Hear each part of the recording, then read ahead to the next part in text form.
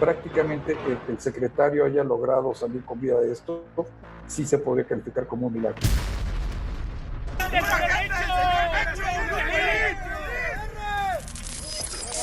Arriba el señor Mencho. Puro Jalisco, culero.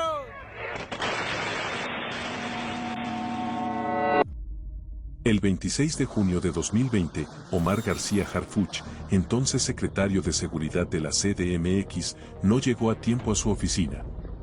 En las sombras del asfalto, una declaración de guerra se estaba cocinando. ¿Cómo pudo sobrevivir a más de 400 disparos, granadas y a fusiles Barrett lanzados a su vehículo en cuestión de segundos? Esa mañana un comando armado abrió fuego contra su convoy en Reforma y Lomas de Chapultepec, una de las zonas más exclusivas y el corazón político-económico de México. En los próximos minutos descubrirás los secretos de aquella emboscada en Reforma, las decisiones críticas, la línea de tiempo minuto a minuto, así como las armas que se usaron en el atentado. Pero sobre todo los principales responsables del intento de asesinato del que para muchos puede ser el próximo candidato a la presidencia. Comencemos.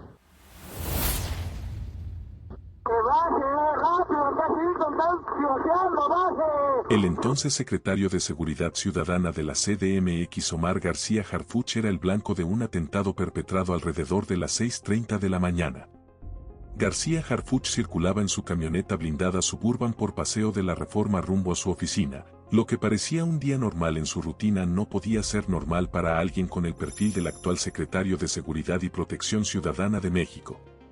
Omar García cuenta con un perfil atípico para un servidor público, entrenado por la DEA y el FBI, había logrado reducir los índices de homicidio de la capital en casi el 50%. No resulta difícil entender por qué era un objetivo prioritario para el crimen organizado, en particular para el Cártel Jalisco Nueva Generación, una de las organizaciones criminales más poderosas y violentas de México y del mundo. Como dato curioso te diré que Omar García Harfuch es nieto del general de división Marcelino García Barragán, quien ocupó el cargo como titular de la Secretaría de la Defensa Nacional de 1964 a 1970, siendo el primer exalumno del colegio militar en ocupar este cargo y quien estuvo involucrado en la matanza de Tlatelolco del 2 de octubre de 1968. Regresando al día del atentado, la camioneta circulaba por la zona de Lomas Verdes, específicamente en el cruce de Paseo de la Reforma y calle Monte Blanco. Ingenieros del Caos los esperaban con un camión de construcción de 3,5 toneladas con el logo de Grupo Carso, junto con una Suburban blanca a la espera de la caravana de García Harfuch. El resultado fue devastador, 3 personas perdieron la vida después de este terrible atentado. Uno era un civil que pasaba por la zona y 2 eran escoltas de la policía bancaria e industrial que formaban parte de su equipo de seguridad, pero ¿quiénes eran y cuántos años de servicio en materia de seguridad tenían? Bueno, fue un momento muy difícil, la pérdida de los compañeros conocidos de hace muchísimos años. El subinspector Edgar N. tenía 47 años de edad y 12 años de servicio en el ámbito de la seguridad, perteneciente a las filas de la Policía de Investigación. Se desempeñaba como jefe de escoltas del secretario y director de ayudantía de la Secretaría de Seguridad Ciudadana, coordinando la logística y el personal de seguridad. Por su parte, Rafael N. de 41 años, quien contaba con una trayectoria de 15 años en el ámbito de seguridad, escolta principal del secretario y amigo entrañable, como lo revelaría García Harfuch en una entrevista con el diario El País. En dicha entrevista también reveló que en su residencia temporal en la dependencia, tiene 2 fotos de Edgar y Rafael en una estantería, lo que subraya la cercanía personal que compartían. Desafortunadamente la tercera víctima fue Gabriela N. de tan solo 26 años de edad, quien llegaba de Jalatlaco, Estado de México, ya que se dirigía a su lugar de trabajo cerca del Metro Auditorio. Sus familiares solicitaron a las autoridades apoyo para trasladar su cuerpo. Mientras tanto, durante el atentado, Omar García Harfuch fue alcanzado por no 1, ni 2, por 3 impactos de bala ubicados en la clavícula, el codo izquierdo y la rodilla, además de esquirlas de bala. El mismo García Harfuch declararía que veía la sangre en su cuerpo pero que solamente sintió 2 impactos, el del codo y el de una esquirla. También declaró que uno de sus compañeros intentó mover el vehículo pero quedó inhabilitado de manera inmediata, el otro alcanzó a pedir apoyo antes de perder la vida. Esta acción fue decisiva y te explicaré su importancia más adelante. En cuestión de segundos, el mundo puso los ojos sobre Reforma. El entonces presidente Andrés Manuel López Obrador declaró que Inteligencia Federal conocía indicios de un ataque planificado contra García Harfuch, pero fue demasiado tarde para actuar. Un mensaje de Twitter de la actual presidenta de México y en ese entonces jefa de gobierno confirmó la hora exacta. Aproximadamente a las 6:38 el secretario sufrió un atentado. Se encuentra fuera de peligro, hubo fallecidos y varios detenidos, postearía en la red social. Omar Harfuch, aún en el quirófano, se aferró a vivir. Increíble imaginar la entereza en ese momento, ya que el mismo secretario tuiteó pocas horas después: esta mañana fuimos cobardemente atacados por el cártel Jalisco Nueva Generación, 2 compañeros y amigos míos perdieron la vida, tengo 3 impactos de bala. Más adelante la investigación revelaría que la ruta seguida por Reforma era un patrón fijo y conocido. La previsibilidad de este patrón eliminó la variable clave para los agresores, la incertidumbre. Este error de inteligencia proactiva fue, en sí mismo, un permiso de operación para el cártel. Sabían exactamente dónde, cuándo y cómo actuar, permitiendo que la inversión logística superara cualquier defensa. Pero ¿cómo fueron esos segundos y minutos cruciales durante el atentado a García Harfuch? En cuestión de segundos, el mundo puso los ojos sobre Reforma. Afirmo, puesto de mando, unidades de aproxima, puesto de mando, también por las operaciones, ya está solicitando el apoyo. El próximo, 5-3, 6-3, afirmo ya personalmente, Chapultepec, estamos en la frecuencia de... Pendiente, Monteblanco y Reforma están pidiendo el K8, indican disparos y granadas en la casa. Un atentado de esta magnitud no se improvisa. Los hoy sentenciados revelaron que fueron contratados con 3 semanas de anticipación para ejecutar una agresión de nivel militar. La planificación se centró en un solo objetivo: detener y anular el vehículo blindado del secretario de Seguridad junto con todo y sus ocupantes. El CJNG reclutó a 28 sicarios en 4 células de 7 hombres cada una. Los trasladaron a la Ciudad de México desde diferentes estados del país: Jalisco, Guerrero, Nayarit, Chihuahua, Michoacán. La noche del 25 de junio de 2020, los sicarios estaban listos, custodiados, encapuchados y fuertemente armados con un fusil Barrett calibre 50, rifles AK-47 y AR-15. Ya con esto era suficiente para destrozar cualquier vehículo sin blindaje. Además, los sicarios contaban con granadas de fragmentación, chalecos antibalas y radios de comunicación. El diseño de la emboscada fue una obra maestra de la táctica urbana. El equipo criminal identificó el cruce de Monte Blanco como un punto de anulación perfecto para crear la zona de muerte. Ahí, decidieron desplegar 2 elementos clave: una camioneta blanca y, crucialmente, el camión de carga de 3.5 toneladas que detendría el convoy de García Harfuch. El camión no era un simple vehículo abandonado, era un muro de acero. La escena está lista, el convoy está a minutos de entrar al cruce, el enemigo ha asegurado el tiempo, el espacio y la potencia de fuego, solo queda la ejecución. Ahora, revisaremos esos 3 minutos de fuego en el que cada segundo fue crucial.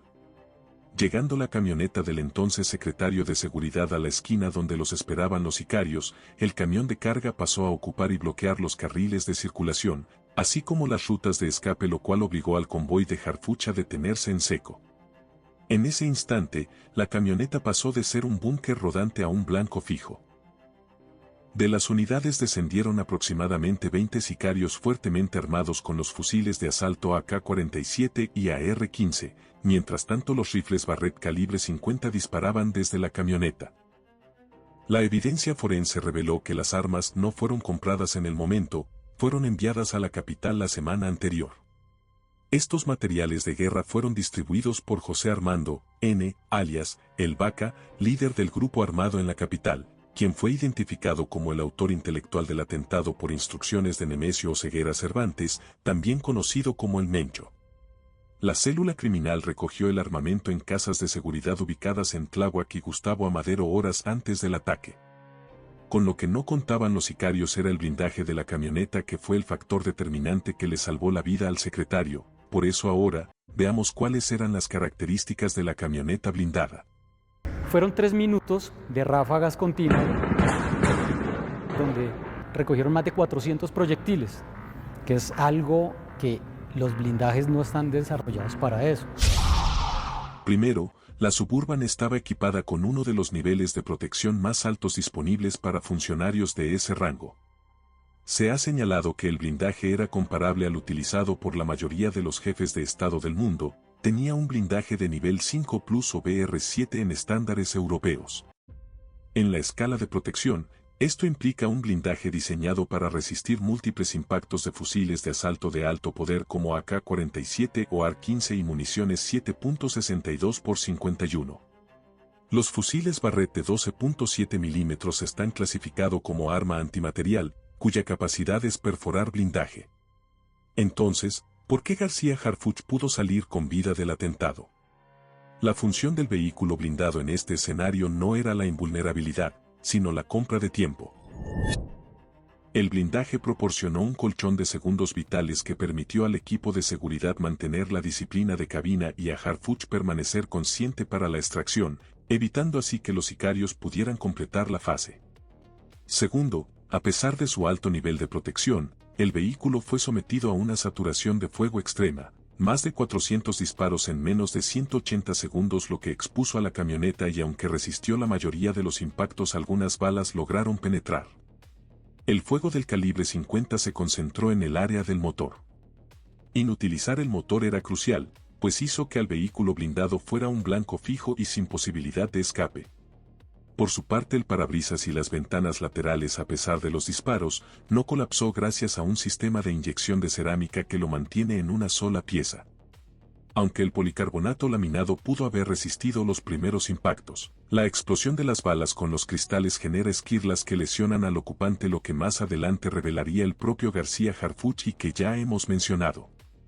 Por su parte, las 4 llantas fueron perforadas, lo que, en caso de que el motor hubiera resistido, significaba la dificultad para poder desplazar el vehículo. Esto nos da un panorama de lo fuertemente armado que se encontraban los sicarios. En segundos, el escenario era de guerra urbana. 2 escoltas respondieron heroicamente al fuego de saturación. Armados únicamente con pistolas 9 mm, respondieron al fuego de fusiles de asalto y antiblindaje. Estos hombres, al mantener la disciplina de cabina y ofrecer resistencia, compraron el activo más valioso de la defensa, el tiempo. Y aquí está la clave que desactiva el plan y que te mencionamos anteriormente. Fue el tiempo lo que permitió al secretario salir con vida. La célula criminal había calculado una ventana operativa de al menos 2 o 3 minutos para inmovilizar, usar granadas para forzar la salida del objetivo y rematarlo. ¿Y qué ocurría dentro de la camioneta? Ante esta escena de película, como ya lo mencionamos, García Harfuch declara que el conductor de su camioneta intentó huir en reversa, pero la camioneta no funcionó. El otro de sus escoltas pidió apoyo por radio antes de perder la vida, pero lo que considera que fue uno de sus mayores errores fue que al pasar a la parte de atrás de la camioneta, intenta disparar desde dentro del habitáculo, lo cual hubiera ayudado a los criminales a vencer el blindaje del vehículo. Afortunadamente el arma se encasquilla y no puede continuar disparando. ¿Cuál hubiera sido tu reacción en ese momento? Es difícil calificar cualquier acción ante esta escena. La Secretaría de Seguridad Ciudadana demostró un tiempo de respuesta inédito. Gracias a las cámaras del C5, la movilización policial comenzó en menos de 1 minuto después del inicio del ataque. Los sicarios, que ya estaban listos para desplegar las granadas y bombas Molotov para hacer salir y rematar a los ocupantes, al ver la reacción policial finalmente se dispersaron. Algunos criminales se retiraron hacia Villas de Tepepan, Tláhuac y el Estado de México. Otros fueron rodeados por el helicóptero policíaco. En cuestión de horas, la Secretaría de Marina y la Sedena coordinaron operativos que culminaron en la detención de 12 sicarios el día del atentado, varios más en los días, semanas y meses posteriores al ataque. Se recuperaron armas largas y equipos de comunicación e incluso una ambulancia. Se presume, por declaraciones de los sicarios, que la ambulancia sería usada para llevarse a García Harfuch y pasar desapercibido como equipo de emergencia. Esto hace imaginar que la idea era llevárselo y torturarlo para mandar un mensaje contundente al Estado mexicano. ¿Por qué eligieron estas armas? Bueno, hay que señalar que el atentado fue de un nivel militar, el cual reveló la sofisticación armamentística del crimen organizado en México. Como ya mencionamos, la Fiscalía General de la República aseguró un arsenal que incluía 96 cargadores y 2.805 cartuchos que no fueron utilizados. Pero el centro de la táctica era el rifle Barrett calibre 50, el cual es un fusil semiautomático antimaterial, no primariamente antipersona, y tiene una capacidad en su cargador de 10 cartuchos. En Estados Unidos, su adquisición legal a través de tiendas especializadas puede oscilar entre $8,000 y $12,000, y ya que el propósito era anular la estructura del vehículo, la elección de esta arma demuestra que los atacantes tenían idea del nivel de blindaje al que se enfrentaban.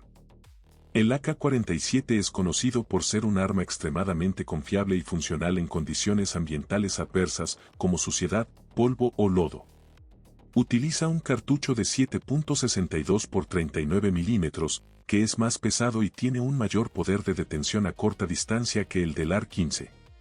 Su diseño es robusto y se basa en piezas de acero estampadas o forjadas, lo que contribuye a su resistencia y facilidad de mantenimiento en el campo. Usa cargadores curvos con una capacidad estándar de 30 cartuchos, aunque existen variantes de mayor o menor capacidad. Los modelos civiles de AK en el mercado legal de Estados Unidos varían entre $600 y $1,500, dependiendo del fabricante y el modelo. En el mercado ilegal, el costo se incrementa significativamente. Por su parte, el AR-15 utiliza munición 5.56 milímetros y tiene una trayectoria más plana. Su diseño es más ergonómico y personalizable. Es un fusil modular, lo que permite una fácil adaptación de accesorios como miras, empuñaduras y culatas, con una amplia gama de opciones en el mercado. La mayoría de sus componentes, a excepción del cañón, están fabricados con aluminio y plástico, lo que lo hace más ligero que un AK-47. Usa cargadores rectos con una capacidad estándar de 30 cartuchos, aunque, al igual que con el AK-47, existen variantes de diferentes tamaños. Los modelos de gama de entrada pueden costar entre $600 y $800 americanos, mientras que los modelos de alta gama superan los $2,500 americanos. El precio en el mercado negro, por supuesto, sería más alto. Los sicarios también utilizaron un vehículo de redilas con blindaje artesanal, similar al empleado en ataques previos contra Fuerzas Armadas, como en Culiacán en 2019. Este nivel de equipamiento refuerza la conclusión: no era una emboscada, era una incursión militar en el centro de la capital. Mientras el grupo de sicarios descargaba todo el armamento en la camioneta, dentro transcurrían segundos que se hacían horas. La clave de la defensa fue la disciplina de cabina y un protocolo de reacción, todos agachados, fuego de cobertura y maniobra de retaguardia hacia la entrada del túnel Monte Blanco. Es así que los escoltas, incluso bajo fuego masivo, priorizaron la extracción de su principal. En protección ejecutiva hay dos opciones primordiales: 1, rutas fijas e impredecibles cada día, y 2, un equipo táctico antiterrorista listo ante cualquier eventualidad. Este hecho, de cambiar de calles y simular amenazas, son contravigilancia efectiva. Harfuch mismo resumió la lección: el silencio es un arma, si tú lo controlas. Porque la seguridad no se trata solo de la potencia de las armas que enfrentas, sino de qué tan rápido puedes salir de la situación en el punto exacto de la emboscada. Y a todo esto, ¿por qué el Mencho ordenó el atentado? Horas después del ataque, García Harfuch, desde el hospital, señaló directamente al cártel Jalisco Nueva Generación. Era cierto, ningún otro grupo tenía el impulso ni el permiso para atacar en el corazón del país. El presidente de México y la alcaldesa de la ciudad habían alertado que el CJNG planeaba atacar a funcionarios de alto perfil, incluso a Harfuch. Gracias a los sistemas de vigilancia C5, la policía pudo seguir la ruta de huida y detener a 12 sospechosos en las horas siguientes. Se aseguraron 13 vehículos y se recuperó el arsenal completo. La captura de El Vaca, jefe de sicarios de Nemesio Ceguera alias El Mencho 2 días después, fue un hito que validó la hipótesis inicial: el cártel Jalisco Nueva Generación buscaba enviar un mensaje con este ataque. En total, más de 50 delincuentes participaron, de los que capturaron a 26, 12 de manera casi inmediata en CDMX y otros 14 después, entre ellos a Ulises N., alias Pinto, operador de armas, y que acabó siendo extraditado a Estados Unidos, también a Román Alberto N., alias La Firma, ciudadano colombiano y brazo cercano del Mencho. Ellos figuran como cerebros de la operación según inteligencia del gobierno. pero el atentado fue más que el intento de asesinar a un hombre. Fue una demostración de capacidad. Nunca antes en la historia reciente de México un grupo criminal se había atrevido a desplegar un arsenal de guerra de esta magnitud en la capital política, la sede de los poderes nacionales. Más que una venganza personal, este atentado fue un reto público, un cártel abriendo nuevo frente en la capital. Román Muñoz Mesa, detenido en 2024, confesó ante la fiscalía que él proveyó las armas usadas en la emboscada en las Lomas. Entonces la pregunta de si podía sobrevivir el convoy, encuentra su respuesta: sí, gracias a la pronta coordinación y a que rompieron el esquema enemigo primero. El CJNG demostró su logística, pero el Estado demostró control territorial. Han pasado varios años del atentado, pero ¿qué pasó con los detenidos? La justicia a veces llega con años de retraso. A lo largo de los años siguientes, el sistema de justicia avanzó para cerrar el ciclo legal. En marzo de 2024, un tribunal de enjuiciamiento dictó sentencias históricas. 12 personas fueron declaradas culpables de homicidio calificado por las 3 víctimas y tentativa de homicidio.